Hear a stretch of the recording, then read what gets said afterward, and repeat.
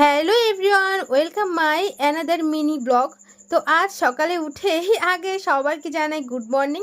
আশা করছি তোমরা সবাই ভালো আছো। আর সকালে সমস্ত কাজ সেরে মা আজকে রান্না করেছিল গরম গরম ভাত আর আলু সিদ্ধ। আমি মাখন দিয়ে সকালের আজকে টিফিনটা করেছি ভাত দিয়ে। তারপরে মা ডিউটিতে চলে গেল, আর মাম্মাম তো এগোতে যাবে সেটা নিশ্চিত।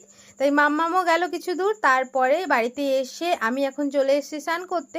আমার কিন্তু মাম্মামের স্নান করানো, খাওয়ানো, এমনকি ঘুম পাড়ানো হয়ে গেছে।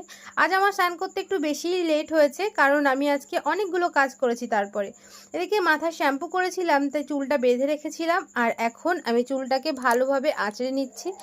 আমার না এখন ভীষণই চুল উঠছে, জানি না কি করব, কোনো উপায় খুঁজে পাচ্ছি না। আচ্ছা, তোমাদের কাছে যদি কোনো উপায় থাকে আমাকে প্লিজ কমেন্টে এসে জানিয়ে যেও। আর এদিকে আমার সিঁদুর পরা হয়ে গেছিলো, আমি এবারে খেতে চলে এসেছি।